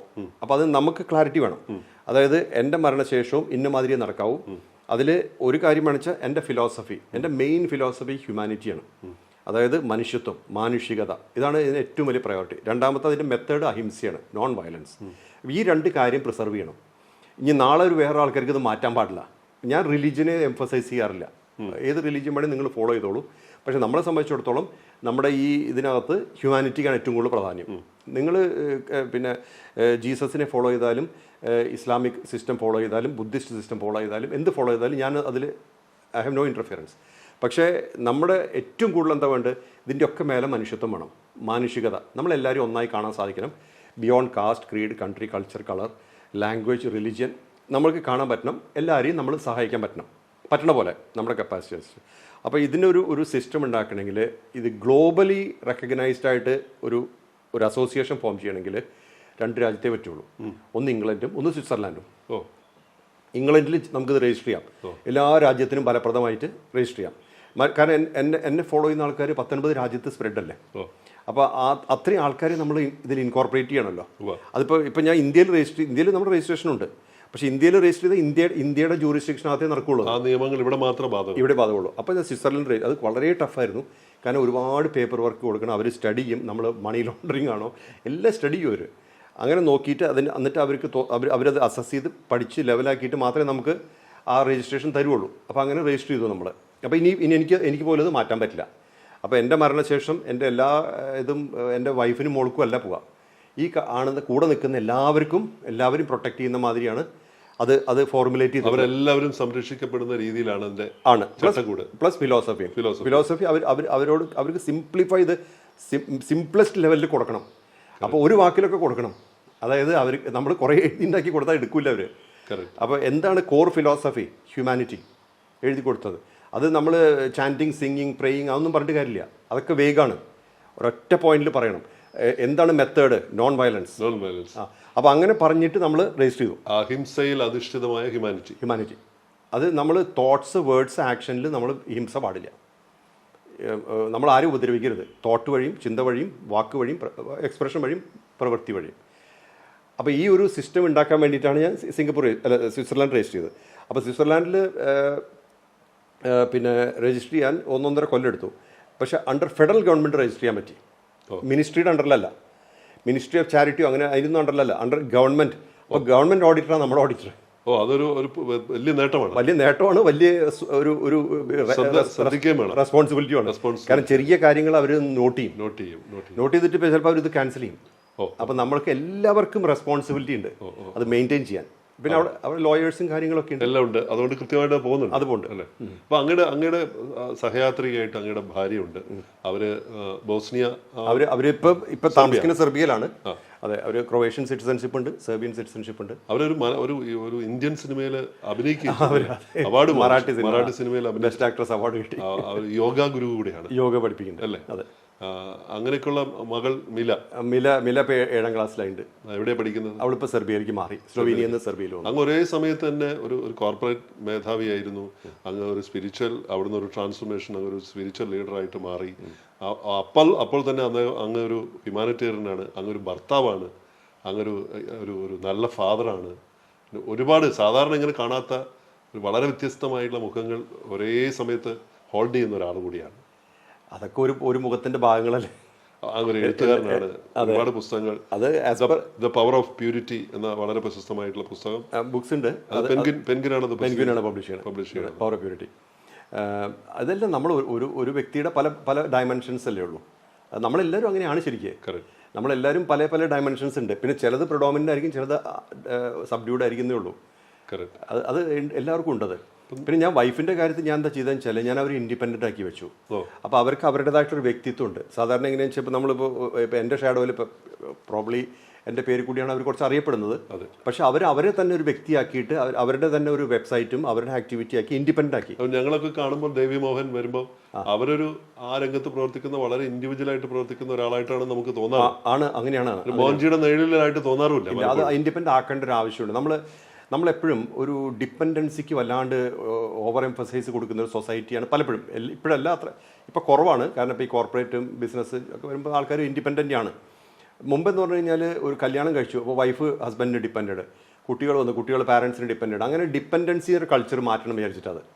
അതായത് അവരുടേതായിട്ടുള്ള ഇപ്പോൾ അവരെ ഇൻവൈറ്റ് ചെയ്യും ആൾക്കാർ, അവർ പ്രോഗ്രാംസ് അറ്റൻഡ് ചെയ്യും. ഇപ്പോൾ ഇറ്റലിയിലുണ്ട്. ഇപ്പോൾ അവരുടെ പ്രോഗ്രാം അത് മോഹൻജി ഫൗണ്ടേഷനായിട്ട് ഒരു ബന്ധവുമില്ല. യാത്ര ചെയ്തുകൊണ്ടേയിരിക്കുന്നു. ഒരു യാത്രയും അവരുടേതായിട്ടുള്ള പ്രോഗ്രാം. അപ്പോൾ അവർക്ക് കംപ്ലീറ്റ് ഇൻഡിപെൻഡൻസ് ഉണ്ട്. അറ്റ് ദ സെയിം ടൈം ഇപ്പോൾ യുണൈറ്റഡ് നേഷൻസിൻ്റെ ഇതിലൊക്കെ മോഹൻജി ഫൗണ്ടേഷൻ റെപ്രസെൻറ്റ് ചെയ്യും അവർ. അപ്പോൾ അവിടെ പോകുമ്പോൾ അവർ അംബാസഡറാണ് നമ്മുടെ മോഹൻജി ഫൗണ്ടേഷൻ. അപ്പോൾ അവർക്ക് അവരുടെ ഫ്രീഡം ഞാൻ എടുത്ത് മാറ്റുന്നില്ല എന്നുള്ള വെച്ചാൽ അത് നമ്മൾ മാറ്റാം. ഒരാൾക്കും ആരുടെയും ഫ്രീഡം എടുത്ത് മാറ്റാൻ പാടില്ല. അവിടെയാണ് എൻ്റെ പ്രോബ്ലം കിടക്കുന്നത്. മിക്കവാറൊക്കെ നമ്മൾ മറ്റുള്ളവരുടെ ഫ്രീഡം എടുത്തിട്ട് നമ്മുടേതാക്കി മാറ്റുക. മാത്രമല്ല നമ്മളിപ്പോൾ ഈ ഒരുപാട് പേര് ഫോളോ ചെയ്യും, ഇഷ്ടപ്പെട്ട് വരുന്നുണ്ടല്ലോ, അവർ നമ്മൾ ബൈൻഡ് ചെയ്യാൻ പാടില്ല. അവർ ഇൻഡിപെൻഡൻ്റ് ആയിട്ടിരിക്കണം. ഇപ്പോൾ എൻ്റെ മുകളിൽ ബൈൻഡ് ചെയ്തു. പല ആൾക്കാരും ഫിയർ യൂസ് ചെയ്തിട്ടാണ്, ഭയം വെച്ചിട്ടാണ് ബൈൻഡ് ചെയ്യുന്നത്. ഇത് നമ്മൾ ആ ഭയമേ യൂസ് ചെയ്യരുത്. ഭയം എന്നൊരു സാധനം പാടില്ല. ഫിയറിങ് എന്നുള്ളൊരു മാറ്ററേ പാടില്ല. Caring, love. അപ്പോൾ എന്താ വെച്ചാൽ okay, you want to sit here, you sit here. If you don't want to sit here, no problem. അപ്പോൾ നമ്മളാരും ബൈൻഡ് ചെയ്യുന്നില്ല, അവർക്ക് അവരുടെ ഫ്രീഡം ഉണ്ട്. അങ്ങനെ വരുമ്പോൾ നമ്മുടെ ബന്ധങ്ങൾക്ക് ശക്തിയുണ്ട്. എനിക്ക് തോന്നുന്നു ഇങ്ങനെ മോഹൻജിയോടുള്ള വലിയൊരു ആരാധന അല്ലെങ്കിൽ ഒരു ഇഷ്ടം പ്രകടിപ്പിച്ച ഒരു പയ്യന്റെ കഥ പണ്ട് പറഞ്ഞ് എനിക്ക് ഓർമ്മയുണ്ട്. അവനൊരു മുസ്ലിം വിഭാഗത്തിൽപ്പെട്ടൊരു അല്ലേ ശിവന്റെ ചിത്രം വരച്ചത്. അത് കാശ്മീരിൽ അല്ലേ? എന്തായിരുന്നു അത്? അയാളെ ഞാൻ നേരിട്ട് കണ്ടിട്ടുണ്ട് ഒരു പ്രാവശ്യം. അയാൾ പിന്നെ കാശ്മീരിലെ ഒരു ഇസ്ലാമിക് ഫാമിലിയിലാണ്, ഒരു മകനാണ്. അച്ഛനില്ല, അമ്മ മരിച്ചുപോയി. അപ്പോൾ അയാൾ എൻ്റെ മുഖം കണ്ടപ്പോൾ അയാൾക്ക് ശിവനെ ഓർമ്മ വന്നു. അതെന്താണെന്നൊന്നും അറിയില്ല. അപ്പോൾ അയാൾ പെയിൻറ്ററാണ്, അയാൾ നന്നായി പടം വരയ്ക്കും. അപ്പോൾ അയാൾ എൻ്റെ മുഖം വെച്ചിട്ട് ശിവൻ്റെ പടം വരച്ചു. എന്നിട്ട് എനിക്ക് അയച്ചു തന്നു ഡിജിറ്റലായിട്ട്. അപ്പോൾ ഞാൻ പറഞ്ഞു ഇങ്ങനെയൊന്നും ചെയ്യില്ല. അവന് ഡിപ്രസ്ഡായി, അവൻ വല്ലാതെ വിഷമായി. അപ്പോൾ അവന് തോന്നിയതെന്ന് വെച്ചാൽ ഞാൻ അവനെ റിജക്റ്റ് ചെയ്തു എന്നാണ്. അപ്പോൾ അവൻ എന്നെ സ്നേഹിക്കുന്നുണ്ട്, ഞാൻ പറയുന്ന കാര്യങ്ങൾ ഫോളോ ചെയ്യുന്നുണ്ട്, ഞാൻ പറയുന്ന സ്നേഹിക്കണം അങ്ങനത്തെ കാര്യങ്ങളൊക്കെ ഫോളോ ചെയ്യുന്നുണ്ട്. അപ്പോൾ അത് കഴിഞ്ഞിട്ട് ഒരു 3-4 ദിവസം കഴിഞ്ഞപ്പോൾ ഇവൻ്റെ അമ്മ എന്നെ ഫോൺ ചെയ്തു. ഇവൻ റൂമിൽ നിന്ന് ഇറങ്ങിയിട്ടില്ല, ഇതുവരെ ഭക്ഷണം കഴിച്ചിട്ടില്ല, അവിടെ കിടക്കുക, മരിച്ചാൽ മതി എന്ന് പറഞ്ഞിട്ടെന്ന്. അപ്പം ഞാൻ എന്നിട്ട് ഫോൺ ചെയ്തപ്പോൾ അവൻ പറഞ്ഞു, നോ, യു റിജക്റ്റഡ് മീ. നീ എന്നെ ഞാൻ ഇത് മനസ്സിൽ കണ്ടൊരു ഇത് വരച്ചതാണ് ഞാൻ. നിങ്ങളൊക്കെ ഒരു ശൈവിക് ഭാവമുണ്ടെന്ന് ഞാൻ കണ്ടിട്ട് വരച്ചതാണ്. അത് പക്ഷേ നിങ്ങളത് കംപ്ലീറ്റ് എന്നെ റിജക്റ്റ് ചെയ്ത് കളഞ്ഞു. എന്നെ വീട്ടിൽ നിന്ന് പുറത്താക്കിയ പോലെ ഒരു ഫീലിംഗ് വന്നു. അത് വരച്ച ആളൊരു മറ്റൊരു മതവിശ്വാസിയായിട്ടുള്ള അല്ലേ? അവൻ്റെ ഒരു തോട്ടാണ്. അത് തോട്ടാണ് അയാൾ. പക്ഷെ അത് പിന്നെ അയാൾ ബോൾഡായിട്ട് എക്സ്പ്രസ് ചെയ്തു എന്ന് മാത്രമേ ഉള്ളൂ. കാണാൻ പോയി അവന്? ഇല്ല, ഞാൻ പോയിട്ടില്ല. ഞാൻ കാശ്മീരിൽ ഞാൻ പോയില്ല. അവനെ കണ്ട് ഞാൻ ഒരിക്കൽ പൂനെയിൽ വെച്ചിട്ട് കുറേ കഴിഞ്ഞിട്ട് അവന്. അപ്പോൾ അത് ഞാൻ അവനോട് പറഞ്ഞു, നീ വരച്ച് എനിക്ക് ഇഷ്ടപ്പെട്ടു എന്ന് പറഞ്ഞു. നീ എത്ര വേണേ വരച്ചോ എന്ന് പറഞ്ഞു. അതിനുശേഷം അവൻ രണ്ടാമതും സന്തോഷമായി. ആ സ്വാതന്ത്ര്യം അവർക്ക് കൊടുക്കാൻ. അത് നമ്മളുണ്ടല്ലോ, നമ്മളെ എങ്ങനെ ആൾക്കാർ കാണണമെന്ന് അറിയാൻ പറ്റില്ല. നമ്മൾ വിചാരിക്കും എന്നെ എല്ലാവരും ഇന്ന മാതിരി കാണണമെന്ന്. ഒരിക്കലും അങ്ങനെ നടക്കില്ല. ഓരോ ആൾക്കാരും നമ്മളെ കാണുന്നത് അവരോരോ എങ്ങനെയാണോ അതേപോലെയാണ്. ചിലർ നമ്മളെ വളരെ ഇപ്പം എന്നെ ഏറ്റവും കൂടുതൽ ലോകത്തെ ആൾക്കാർ കാണുന്നത് ഇപ്പം റോബിൻജിയൊക്കെ കാണുന്ന പോലെ തന്നെ ഒരു സുഹൃത്തായിട്ടാണ്. അത് പിന്നെ മോണ്ടനിഗ്രോയിൽ ഞാൻ പോയപ്പോൾ എനിക്കൊരു എന്നെ കുറിച്ചിട്ട് ഒരു പത്രത്തിലൊരു ആർട്ടിക്കിൾ വന്നു, ഫ്രണ്ട് പേജിൽ, a friend whom you can trust എന്നതിൻ്റെ ഹെഡിങ്. അപ്പോൾ അവർ അത് ഞാൻ എഴുതി കൊടുത്തതല്ലല്ലോ. അപ്പോൾ അവർ എന്നെ കണ്ടതും ഒരു സുഹൃത്ത് എന്നുള്ള നിലയ്ക്കാണ്. ഇതിന് വലിയ വാല്യൂ ഉണ്ട്. നമ്മളൊരു ഗുരു, ഇപ്പം ഞാൻ ആരുടെയും ഗുരു എന്ന് പറഞ്ഞിട്ടില്ലല്ലോ. അതിൻ്റെ ആവശ്യമൊന്നുമില്ല. കാരണം അങ്ങനെ നമ്മളൊരു ഗുരുവായിട്ടിരിക്കേണ്ട കാര്യമൊന്നുമില്ല. അതേപോലെ എൻലൈറ്റൻഡ് എന്ന് ഞാൻ പറഞ്ഞിട്ടില്ല. എന്താ കാരണം വെച്ചാൽ അതൊന്നും ആരോട് പറയാൻ, അതിപ്പോൾ എങ്ങനെ വിശ്വസിക്കാൻ പറ്റും ഞാൻ നുണ പറയല്ല എന്ന്. ഇപ്പം ഞാൻ പറയുകയാണ്, ഞാൻ എൻലൈറ്റൻഡാണ് പറയാം. ഓക്കെ, ഇയാൾ പറഞ്ഞു, ഒക്കെ ശരിയായിരിക്കും. പക്ഷേ ഹൗ ഡു യു നോ? അപ്പം നമ്മൾ കഴിയുന്നതും നമ്മൾ ഒരു ഫ്രെയിമിൽ വെക്കാതിരിക്കുക. കഴിയുന്നതും ഒരു ഫ്രെയിമിലും വെക്കരുത്. എങ്ങനെയാണോ അവർ കാണുന്നത് അങ്ങനെ കാണട്ടെ. അപ്പോൾ ചിലർ നമ്മളെ വളരെ സുഹൃത്തായിട്ട് കാണും. ചില ആൾക്കാരുണ്ട് അവരെന്നെ മകനായി കാണുന്നുണ്ട്.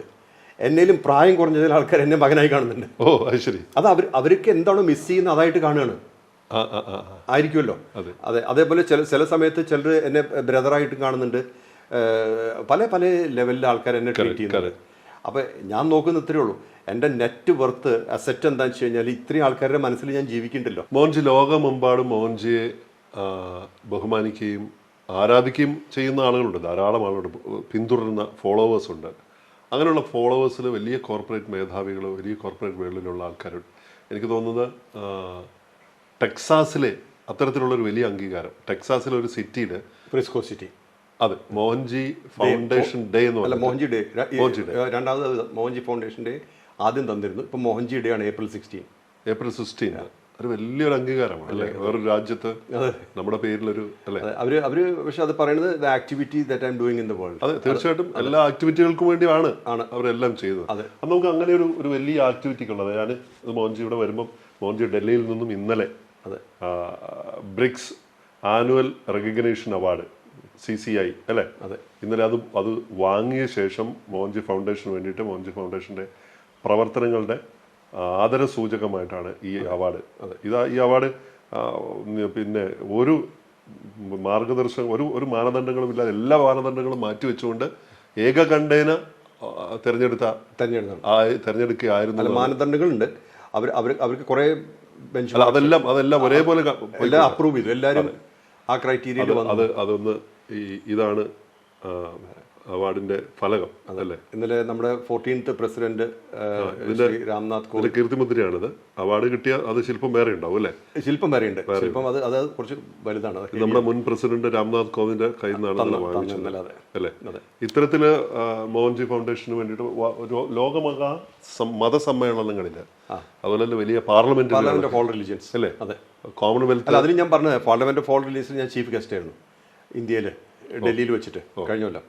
അപ്പോൾ അത് ഞാൻ പറഞ്ഞതെന്താണെന്ന് വെച്ചാൽ ഈ റിലീജിയസ് ലീഡേഴ്സും സ്പിരിച്വൽ മാസ്റ്റേഴ്സിനും റെസ്പോൺസിബിലിറ്റി ഉണ്ട്. ഞാൻ പറയാം, എൻ്റെ ഒരാളെ അറ്റാക്ക് ചെയ്യില്ല, ഞാൻ ഗ്യാരണ്ടി ചെയ്യാം. എന്നെ ഫോളോ ചെയ്യുന്ന ഒരാളെ അറ്റാക്ക് ചെയ്യില്ല എന്നത് ഞാൻ ഗ്യാരണ്ടി ചെയ്യാം. അപ്പോൾ ഇതിലെല്ലാ ജാതി മതത്തിൽ ആൾക്കാരുണ്ടല്ലോ. അപ്പോൾ ഞാൻ പറഞ്ഞു, നിങ്ങളെല്ലാവരും ഈ റെസ്പോൺസിബിലിറ്റി എടുക്കണം.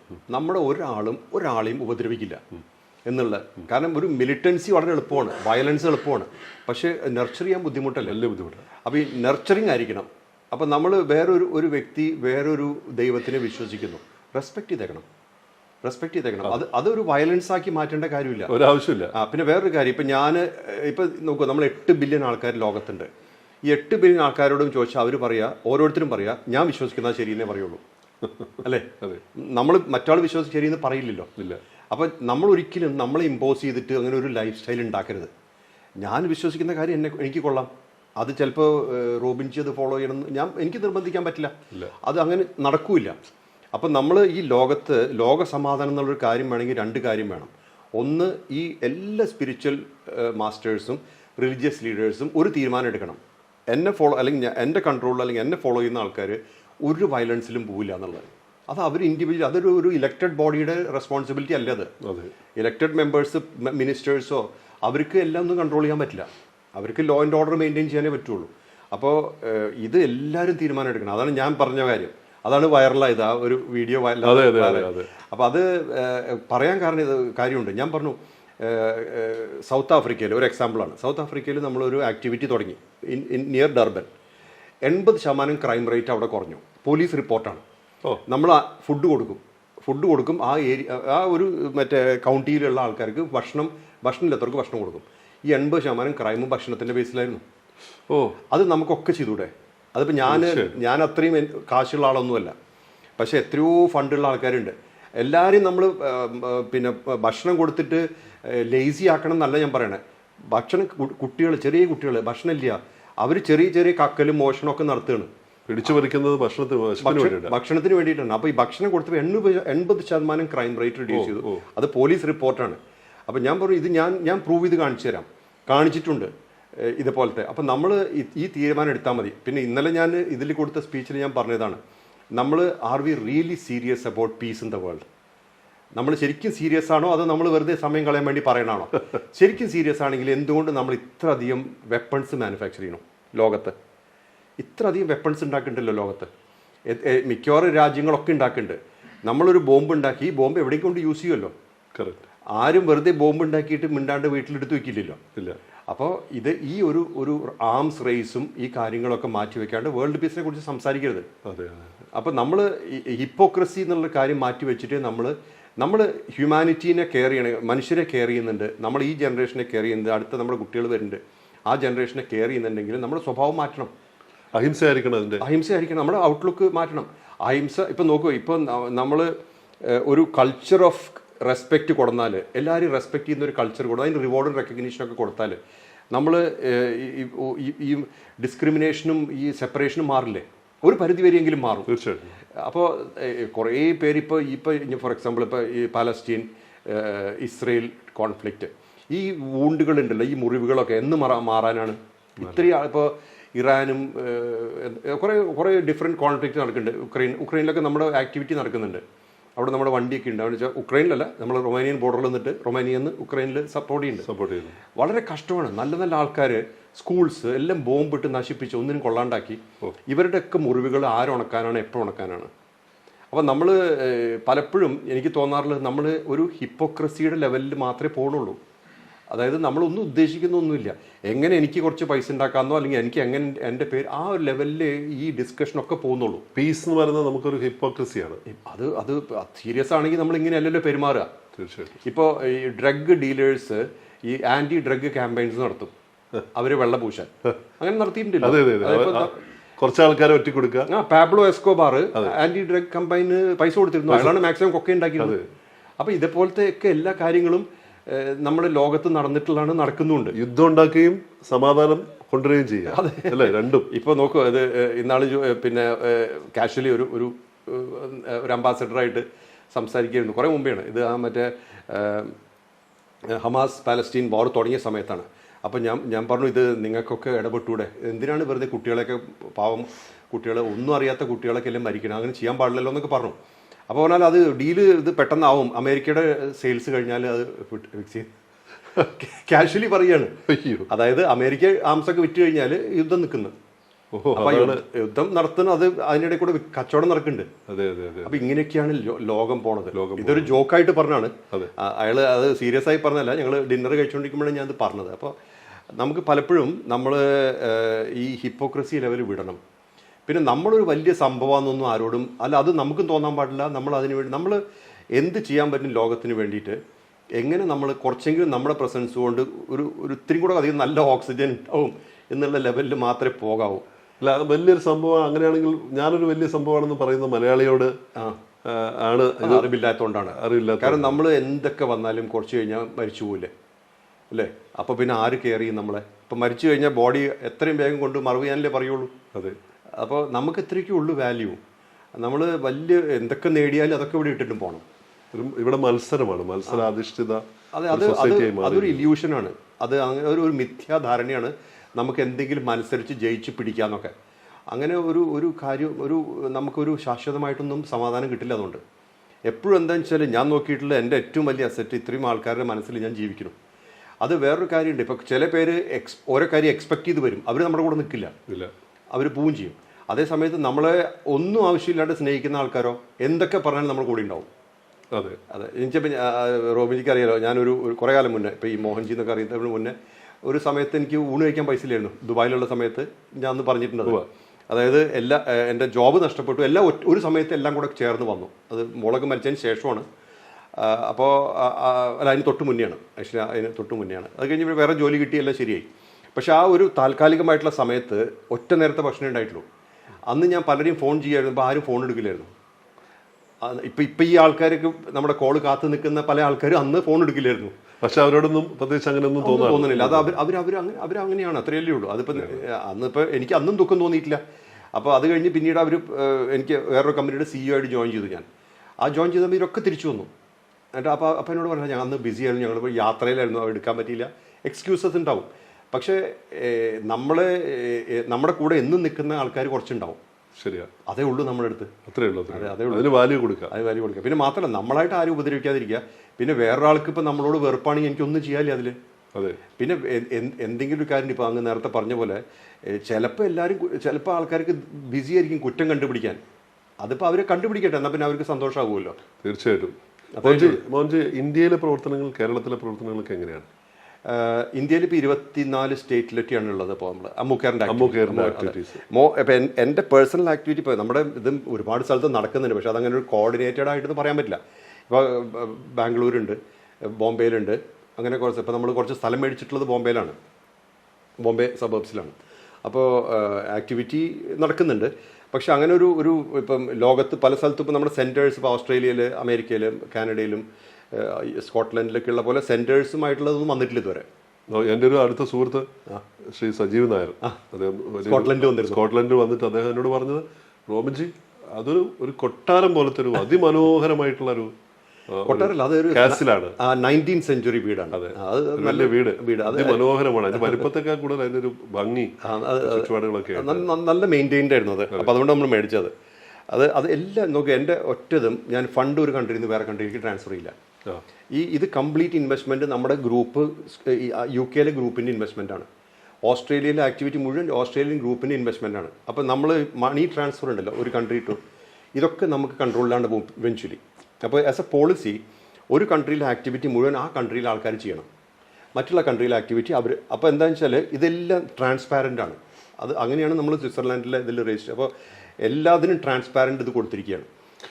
മോഹൻജി, നമുക്ക് ഈ മോഹൻജി ഫൗണ്ടേഷൻ്റെയും പ്രധാനപ്പെട്ട മോഹൻജി ഫൗണ്ടേഷൻ്റെയും അമ്മൂക്കെയറിൻ്റെയൊക്കെ പ്രവർത്തനങ്ങളെക്കുറിച്ച് അറിയാൻ നമുക്ക് ഗൂഗിളിൽ തിരയാൻ നമുക്ക് വെബ്സൈറ്റ് ഉണ്ട്. mohanji.org ഉണ്ട്. mohanji.org mohanji.org. അമ്മൂക്കെയർ AMMUCARE.org. അതെ, അതുണ്ട്. പിന്നെ അതുപോലെ അന്നദാനം നടത്താനുള്ള ആപ്പ് ഉണ്ട്. അമ്മൂക്കെയർ അന്നദാനം എന്ന് പറഞ്ഞൊരു ആപ്പ് ഉണ്ട്. അമ്മൂക്കെയർ അന്നദാനം.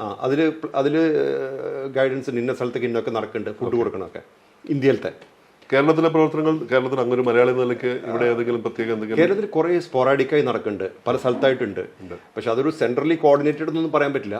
സമയം കിട്ടാത്തതിന്റെ പ്രശ്നങ്ങളാണോ? സമയം വളരെ കുറവുണ്ട്. പിന്നെ അത് അത്രയും സമയം സ്പെൻഡ് ചെയ്യില്ല ഇൻഡിവിജ്വലി. അങ്ങനെ ഭൂഖണ്ഡങ്ങളിൽ നിന്ന് ഭൂഖണ്ഡങ്ങളിലേക്ക് ഇങ്ങനെ ടൈം സോൺ ഇപ്പം ഞാൻ ഓരോ യാത്ര ചെയ്തുകൊണ്ട് ഇപ്പം എൻ്റെ കലണ്ടർ ഓപ്പൺ ആക്കിയാൽ ഓരോ രാജ്യങ്ങൾ ബുക്ക് ചെയ്യാം.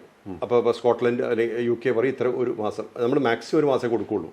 അപ്പോൾ ഒരു മന്ത്, ആ മന്തിനകത്ത് അവർ കുറേ, ഇപ്പോൾ ഞാൻ ബ്രിട്ടീഷ് പാർലമെൻറ്റിൽ സംസാരിച്ചില്ലേ, അപ്പോൾ അതേപോലെ ഓരോ സ്ഥലത്തും അവർ ഫിക്സ് ചെയ്യും ഇന്ന കാര്യങ്ങളൊക്കെ. ഇവിടെയൊക്കെ നടക്കുന്ന സത്സംഗങ്ങളാണോ? അല്ലല്ല, ഇതൊരു സ്പീച്ച് കൊടുത്തത്. അവിടെ ഒരു ചേംബറിൽ ഒരു സ്പീച്ചായിരുന്നു, അവർ വിളിച്ചതാണ് എന്നെ. അപ്പോൾ അങ്ങനെ ഉണ്ടായി. പിന്നെ അതുപോലെ പല സ്ഥലത്തും, ഇപ്പോൾ ഇവിടെ മറ്റേ പെർത്തിൽ ഓസ്ട്രേലിയയിൽ അതേപോലെ കൗൺസിലേഴ്സും ഇവരൊക്കെ കൂടെയുള്ള മീറ്റിങ്ങിൽ ഞാൻ സംസാരിച്ചു. ഓറഞ്ച് കൗണ്ടിയുടെ മേയറും മറ്റേ കൗൺസിലേഴ്സുമായിട്ടൊരു മീറ്റിംഗ് സംസാരിച്ചു. അങ്ങനെ ഓരോ സ്ഥലത്ത് അവർ വിളിക്കും ചിലപ്പോൾ. അപ്പോൾ അവരോട് ഞാൻ ചോദിക്കാറുള്ളത് what can we do for you എന്നാണ്. നമ്മുടെ ഗ്രൂപ്പിന് എന്ത് ചെയ്യാൻ പറ്റും നിങ്ങളോട്. അപ്പോൾ അവർ പറയും ഞങ്ങളുടെ ഇന്ന ഇഷ്യൂസ് ഉണ്ട്, അതിൽ നമുക്ക് ചെയ്യാൻ പറ്റുന്നത് നമ്മൾ ചെയ്യും. അങ്ങനെയുള്ള പാർട്ട്ണർഷിപ്സ് ഉണ്ട്. സൗത്ത് ആഫ്രിക്കയിൽ നമ്മുടെ ആക്ടിവിറ്റീസ് ഉണ്ട്. പിന്നെ അപ്പോൾ അതേപോലെ ഓരോ രാജ്യത്തും ഇതേപോലെയാണ്. അപ്പോൾ ഞാൻ എൻ്റെ ടൈം സ്പെൻഡ് ചെയ്യുന്നത് എവിടെയാണോ കൂടുതൽ റെലവൻസ് ഉള്ളത് അതിനാണ് പോണത്. അപ്പോൾ വലിയ പ്രോഗ്രാംസ് ഒക്കെ നമ്മൾ ഫിക്സ് ചെയ്യുന്നത് കുറഞ്ഞു. അതായത് അവരാണ് ചെയ്തത്. കാരണം എന്താ വെച്ചാൽ നമുക്ക് അതിന് ഒരുപാട് ലോജിസ്റ്റിക്സ് വേണം. അപ്പോൾ ഇതിപ്പം ഈ കൺട്രിയിൽ ഞാൻ അവൈലബിൾ, ഞാൻ ഡേറ്റ് കൊടുത്തേക്കും ഒരു കൺട്രിയിൽ ഇത്ര സമയം, നമ്മുടെ ഒരു പ്രസൻസ് മാത്രം. അപ്പോൾ അവർ എന്നിട്ട് ഫിക്സ് ചെയ്യും. ഇപ്പോൾ ബോൺമൗത്ത് യൂണിവേഴ്സിറ്റിയിൽ സംസാരിച്ചു ഇംഗ്ലണ്ടിൽ, അതേപോലെ യൂട്രെക്റ്റ് യൂണിവേഴ്സിറ്റിയിൽ സംസാരിച്ചു നെതർലാൻഡ്സിൽ. അതൊക്കെ അവർ ക്രിയേറ്റ് ചെയ്യുന്നതാണ്. അത് സ്റ്റുഡൻസ് യൂണിയൻസ് ഒക്കെയാണ് ക്രിയേറ്റ് ചെയ്യുന്നത്. പിന്നെ ഞാൻ ജോൺ കാബറ്റ് യൂണിവേഴ്സിറ്റി റോമിൽ സംസാരിച്ചു കഴിഞ്ഞ കൊല്ലം. അതും അവിടുത്തെ ഫാക്കൽറ്റി അറേഞ്ച് ചെയ്തതാണ്. ഓക്കെ. ഒരു ചലച്ചിത്ര പ്രവർത്തന നിലയ്ക്ക് ഹോളിവുഡിലൊക്കെ ധാരാളം ഫോളോവേഴ്സ് ഉണ്ടല്ലേ? അങ്ങനെയല്ല, കുറച്ച് പേര് വലിയ ഗഗനേഷമുള്ള വലിയ സംവിധായകരൊക്കെ ഉണ്ടെന്ന് തോന്നുന്നു.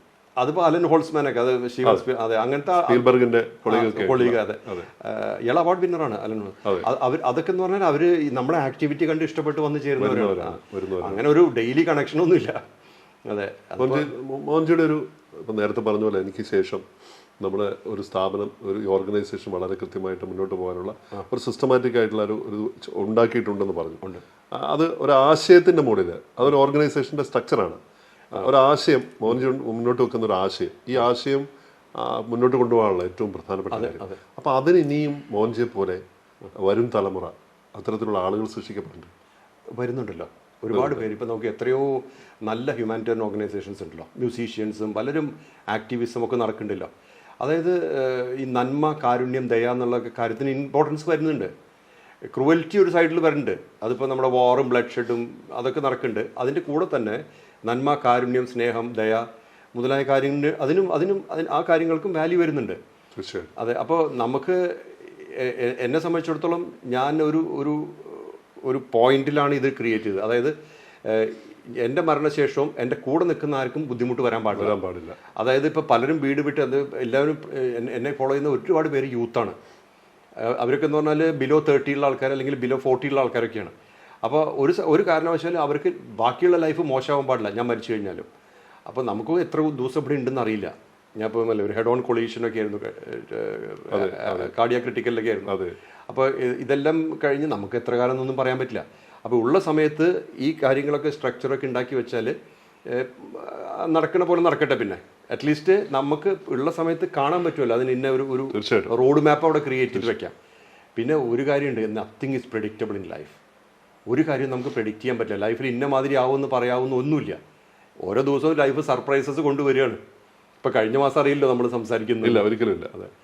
അപ്പോൾ പക്ഷേ അതാണ് ഇപ്പം ഞാൻ പറഞ്ഞത്, നമുക്ക് ഈ ഒരു സന്തോഷം തോന്നുന്ന കാര്യങ്ങൾ പറഞ്ഞാൽ നല്ല സുഹൃത്ത് ബന്ധങ്ങളുണ്ട്, പിന്നെ നല്ല കുറച്ച് കാര്യങ്ങൾ ചെയ്യാൻ പറ്റുന്നുണ്ട്, അങ്ങനെയുള്ള കാര്യങ്ങളൊക്കെ ഉള്ളൂ ലൈഫിൽ. ഇത്രയൊക്കെ ഉള്ളൂ. ഏറെ സന്തോഷം മോഹൻജി. അവധൂത നാദാനന്ദ അല്ലേ, അങ്ങേ ബ്രഹ്മർഷി എന്ന് വിശേഷിപ്പിച്ചു. അതെ. ഒരുപാട് ആളുകൾ, ഒരുപാട് അത്തരത്തിലുള്ള മഹാഗുരുക്കന്മാർ പല പദവികളും നൽകി അങ്ങേ വിശേഷിപ്പിച്ചിട്ടുണ്ട്. എങ്കിലും ബ്രഹ്മർഷി എന്ന പേരിൽ, അങ്ങയുടെ പേരിനോടൊപ്പം ബ്രഹ്മർഷി മോഹൻജി എന്ന പേരിൽ ഇപ്പോൾ അറിയപ്പെടുന്നുണ്ട്. അവധൂത നാദാനന്ദ അങ്ങയെ ഏറെ സ്വാധീനിച്ചിട്ടുള്ള ഒരു മഹാഗുരുവാണ്. പലപ്പോഴും അങ്ങ് പറയാറുണ്ട്, ലോകം എമ്പാടുമുള്ള ലോകത്തിന് വെളിച്ചം നൽകാനുള്ള, നന്മ ചെയ്യാനുള്ള, ലോകത്തിന് വെജിറ്റേറിയനിസം, വീഗനിസത്തെ പ്രോത്സാഹിപ്പിക്കുന്ന. അതെ, അത് ഞാൻ മെയിനായിട്ട് ക്രൂവൽറ്റിക്ക് അഗൻസ്റ്റ് ആണ്. വല്ലാതെ ക്രൂവൽറ്റി ലോകത്ത് ഉണ്ട്. അതിപ്പോൾ നമ്മൾ അറിയാണ്ട് നമ്മൾ ചെയ്യുന്ന ഒരുപാട് വയലൻസ് ഉണ്ട്, ഫോർ ദ സേക്ക് ഓഫ് ഹാബിറ്റിന് വേണ്ടിയിട്ട് ചെയ്യുന്ന വയലൻസ്. അതുകൊണ്ടാണ് ഞാൻ വെജിറ്റേറിയൻ ആയതും പിന്നീട് വീഗൻ ആയതും ഒക്കെ ഈ ക്രൂവൽറ്റി കുറയ്ക്കാൻ വേണ്ടിയിട്ടാണ്. അപ്പോൾ അത്തരത്തിലുള്ള അങ്ങയുടെ എല്ലാ പ്രവർത്തനങ്ങളും, മൃഗങ്ങളോടുള്ള അങ്ങയുടെ വലിയ സ്നേഹം, അവരോടുള്ള കാരുണ്യം, മനുഷ്യരോടുള്ള കാരുണ്യം, നന്മ ചെയ്യാൻ അവരെ പ്രേരിപ്പിക്കൽ, അങ്ങയുടെ ജീവിതം വലിയൊരു സന്ദേശമായിട്ട്, പ്രത്യേകിച്ച് നമ്മൾ മലയാളികളൊക്കെ, മറുനാടൻ മലയാളിയുടെ പ്രേക്ഷകർക്ക് ഒരു പുതിയ അനുഭവമായിരിക്കുമെന്നാണ് തീർച്ചയായും വിചാരിക്കുന്നത്. അങ്ങയെ അടുത്തറിയാനും കൂടുതൽ അങ്ങയുടെ ആശയങ്ങൾ അറിയാനൊക്കെ ഇത് ഉപകരിക്കട്ടെ എന്ന് തന്നെയാണ് പ്രാർത്ഥന. തീർച്ചയായും മോഹൻജിക്ക് എല്ലാ അനുഗ്രഹങ്ങളും ഉണ്ടാവട്ടെ. അങ്ങയുടെ ഈ അങ്ങ് ജനിച്ച ഈ പ്രദേശത്ത് വന്ന്, അങ്ങയുടെ ഈ വീട്ടിൽ വന്നിട്ട് അങ്ങയെ കാണാനും, അങ്ങയുടെ മുത്തശ്ശൻ്റെയൊക്കെ വലിയ പ്രഗത്ഭരായിട്ടുള്ള ആളുകളൊക്കെ ആയിരുന്നു, അധ്യാപകരായിട്ടുള്ള, ഇവിടുത്തെ വിദ്യാഭ്യാസ രംഗത്ത് പ്രവർത്തിച്ചിരുന്ന വലിയ ദാർശനികരായിട്ടുള്ള ആളുകളൊക്കെ ആയിരുന്നു. അവരെയൊക്കെ അടുത്തറിയാനും അവരെക്കുറിച്ച് കേൾക്കാനും അറിയാനും ഒക്കെ ഉള്ളൊരു ഭാഗ്യമുണ്ടായി. അങ്ങേക്ക് എല്ലാവിധ ദീർഘായുസ്സും ഉണ്ടാവട്ടെ. Thank you so much. Thank you for interview. വളരെ സന്തോഷം.